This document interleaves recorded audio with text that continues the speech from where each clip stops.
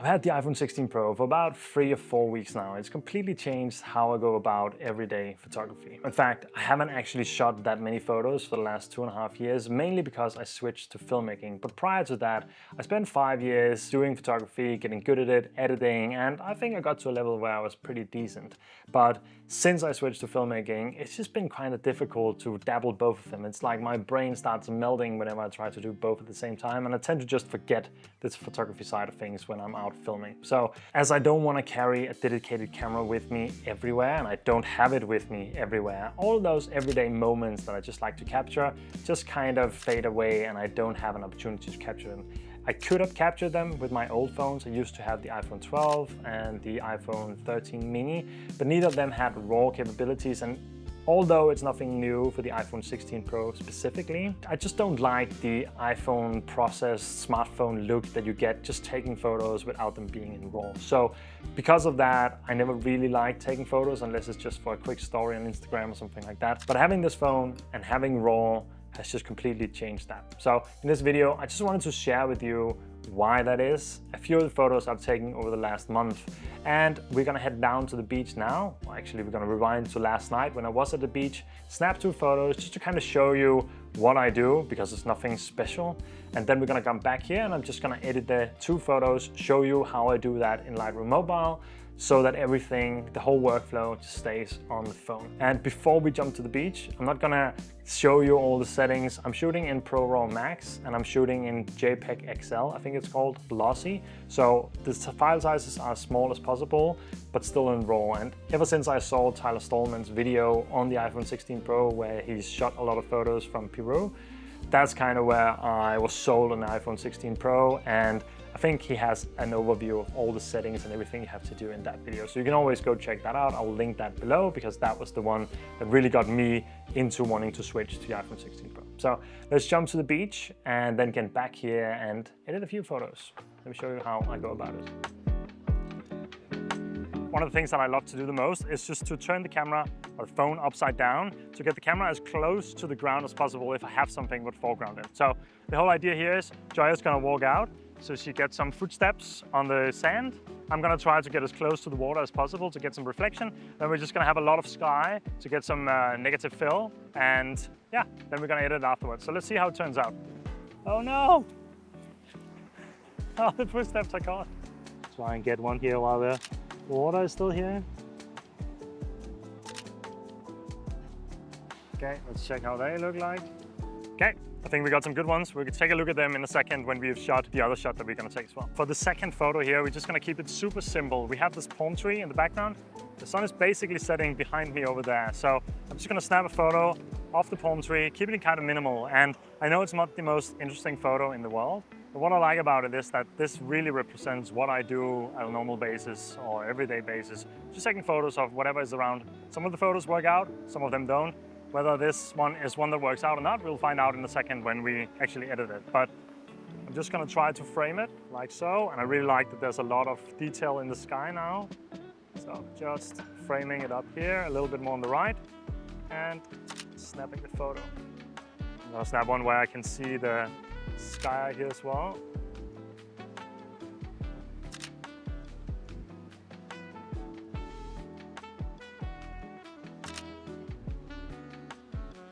All right, now let's go over to the side, sit down and do a little bit of editing on the phone. So it's obviously the next day, we already talked about that. My intention was to sit on the beach and edit the photos, but there's 2 things that makes that quite the difficult task.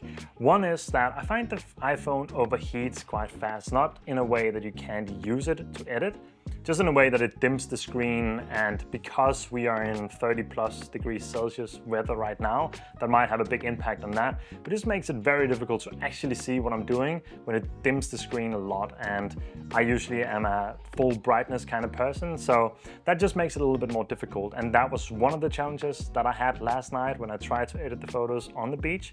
The second one was that I'm still a little bit rusty in Lightroom, and especially Lightroom Mobile, because I never really used that. So I have been using it extensively the last 3 to 4 weeks to edit my photos, but sitting down in front of the camera was apparently a little bit too much, so the photos just ended up looking horrible. So I thought it was better to just come back now, show you the workflow, and get on with things that way instead. So the first thing we're just gonna do is open Lightroom Mobile here, and that's the tool that I'm using to edit. I've always used Lightroom and Photoshop, and I think Lightroom Mobile is an incredible tool for that as well. So in here, as soon as I open it, I just have all the DNG files. That's the JPEG, XL, lossy files that I get on here, and because I've just allowed Lightroom access to my library, it'll just pull up all the raw photos automatically, and I can just choose them from here. So no need to import them to Lightroom or do anything, it's just in the recents folder. So we're gonna edit the 2 photos that we snapped on the beach. So the first one will be this one of Joya standing in the water. And the one thing that you will want to be aware of when you are editing photos on the iPhone from at least the 16 Pro, probably the iPhone 15 Pro as well, is that it switches it has the profile on as Apple ProRAW. If you want to switch that to Adobe Color, you could also try one of the other ones, but I like Adobe Color. And sometimes that makes the image look a little bit more dim in some cases, in some instances. And I also find that it kind of takes the edge off of that HDR look that you might otherwise have. So that's the one thing that you want to be aware of first before you start editing your photos. I'm quickly going to switch it back to ProRAW here because my workflow essentially is editing with a preset that I've built up over the last 3 to 4 weeks. And I've just done that by slowly adding more and more onto the workflow that I have. So I'm going to go into my presets folder here. I have made like a folder called Apple RAW, and you can see we are currently at Apple RAW C9. So that's the current version. I'm gonna add that one, and the first thing I'm gonna do is I'm gonna jump into Light here, and I'm actually gonna turn off the HDR mode. That's something that I've added recently, and I'm still not completely sure if it's a good idea to work in a HDR workflow or not. It does make the images brighter and takes more advantage of the fact that the raw photo was captured in HDR. But it also seems to be an issue when you then publish it online in HDR, because some people will be able to see it and then will see the beautiful extra dynamic range. But the people that can't view HDR on their phone will just see a much flatter image. So I think for now I'm going the SDR, so no HDR on, and just editing from there. Even though when you compare it to the HDR RAW, it looks a little bit more flat. That's what I've found when I post it to Threads and see the side-by-side comparison. But other than that, I think SDR is completely fine. I've been happy with the results of how they look. I just don't like comparing them to the HDR because then they look a lot more dim and flat. So this is the workflow. Essentially, what we want to do here is the curve is already set, so it's kind of like a standard S-curve with raised midtones, a little bit of the softer blacks, and the whites I've just left alone. So that just is from the preset. And then I've just increased the highlights and the shadows a little bit and left the whites and the blacks alone to begin with. And this is kind of where I will start. So because it's a little bit dimmer from switching to Adobe Color, that's built into this preset, by the way, then I will just increase the exposure a little bit until I find that it looks good. So maybe half a stop here is pretty good. And then I'll try to increase the highlights a little bit and maybe lower the shadows a little bit as well. So that's the base first. That's the first things I do. Then I will always head into color, and I do tend to find that the iPhone has the white balance a little bit to the cooler side when it shoots the raw photos. So I usually like to just boost the warmth a little bit. Not too much, you want to be careful here. Thing that I like to do is just to see kind of where the dress is sitting here. So, or like the skirt.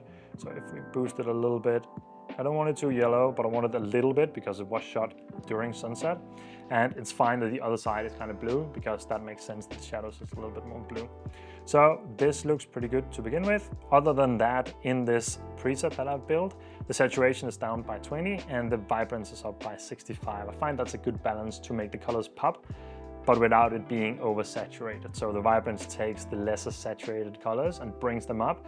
And because the saturation is down, I find that it kind of just balances things out quite a good way. The color mix is just kind of like a mix. I usually go and tweak this depending on the colors in the photo. But this is what it looks like just straight out of the preset.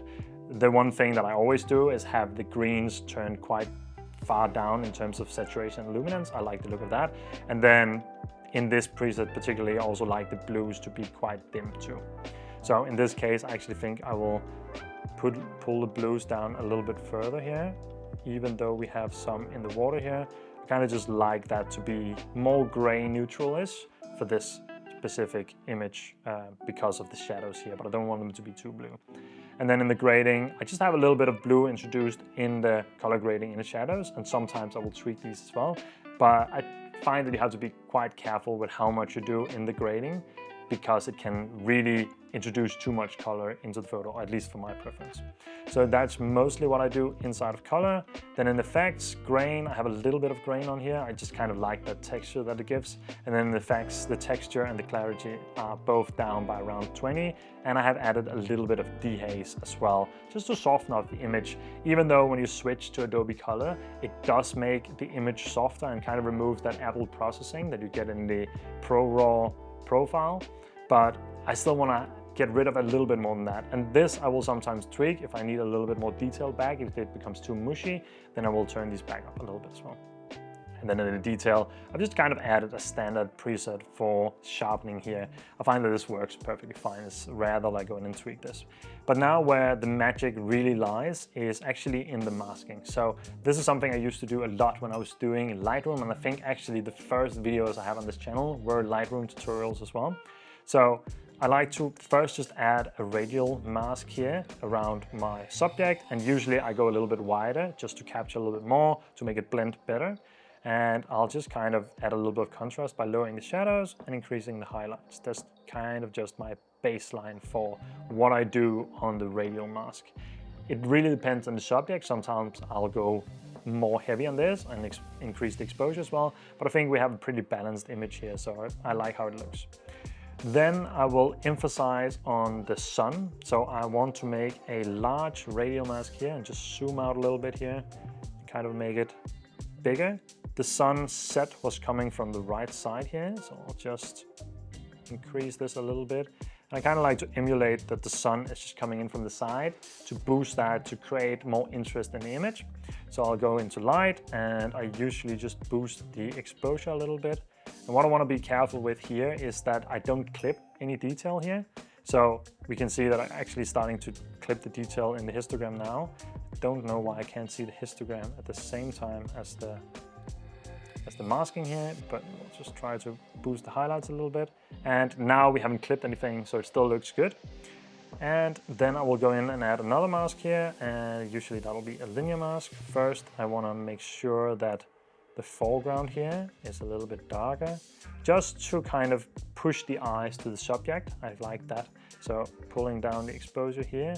Again, not too much, but just to the side where it gets a little bit darker here. You can also take the blacks and bring those back a little bit, and then I kind of like to either bring up the whites or the highlights here just to balance the contrast a little bit. And now the iPhone is actually dimming itself, so that's again one of the things I find that it does fast. I am screen recording and doing the editing, so that might have something to do with it. But the last thing I will just do here is add another linear mask. This is completely preferential, by the way. And then just add a little bit of exposure here, just kind of to balance the light between the left and the right side. And now I kind of get in doubt if it looks really good or not, because the iPhone screen has dimmed itself a little bit. But this is the before and this is the after. And the thing that I do see is that maybe we can just boost the middle a little bit more. So we'll just try to improve or increase the exposure a little bit in the middle by maybe 0.40. And I think that just helps to bring it up a little bit. So overall, I'm pretty happy with this. Depending on the screen brightness and how everything looks, I'll sometimes tweak this more or less, but this is just to give you an idea of kind of the workflow that I go through.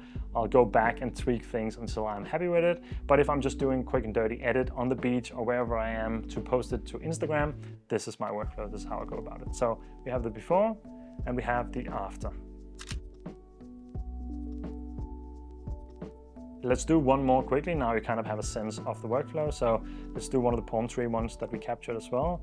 And we're just gonna go in and select the same preset here. And I'm going to turn off HDR again. I need to turn that off in the preset. And we pretty much have a balanced image already. So nothing is fully clipping apart from the sun down here. That makes sense. But the rest looks pretty good. So I don't think we're going to tweak the exposure here.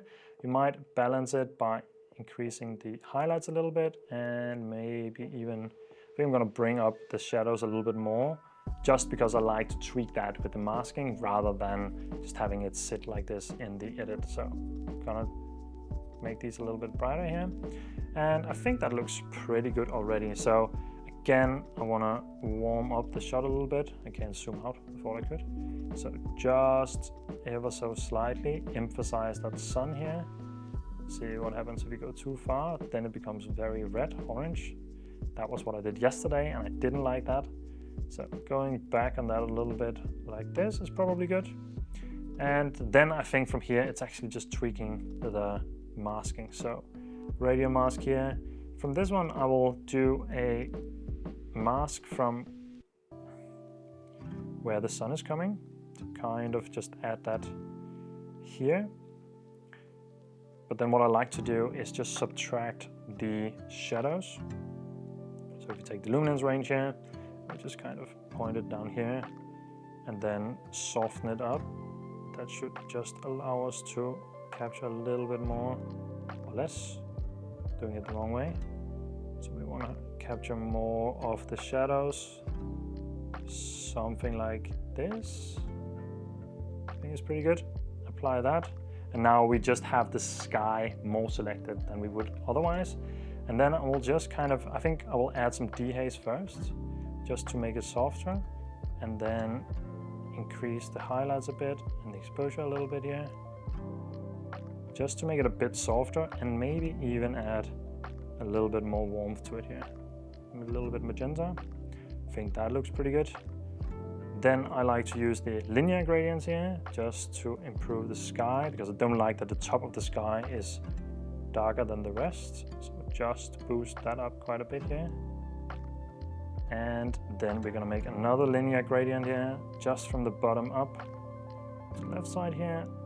And there we're just gonna kind of lower the exposure until we get to something that looks good. I still like to see the detail in the palm trees.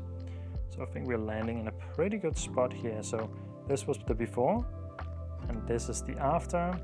And I think I'm pretty happy with that. Like, again, I can go in and tweak them. This is not the most interesting image at all, but I think overall I'm just happy with where this is. There might be clipping the whites a little bit. That's mainly the sun here, I think, but I'm pretty happy with what that looks like. So because everything just happens straight on the iPhone, that's been the main difference for me in shooting photos, because I don't have to carry a dedicated camera around with me. Are there any downsides to using this? Definitely. It's a smaller sensor. It doesn't have the real feeling of shooting with a camera, which I really like. I like to feel the shutter moving. I like to have the more professional feeling of it. And I know a lot of people are hating on the camera control button here.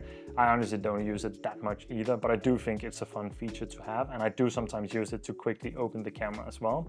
And even more so if I'm filming myself, I think that's a nice button for that. But it still doesn't give the full feeling of shooting with a real camera.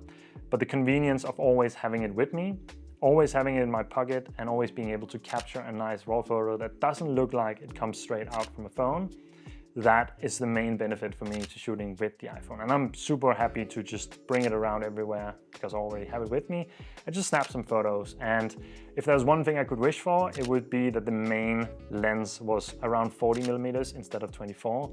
I do use the 35mm crop, even though it is a crop and I could technically do that afterwards.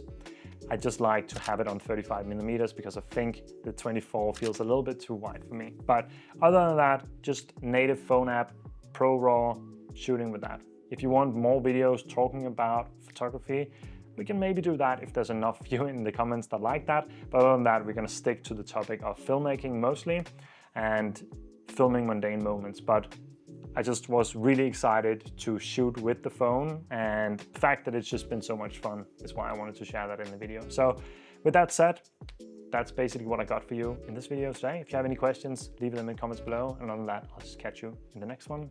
Until then, take care.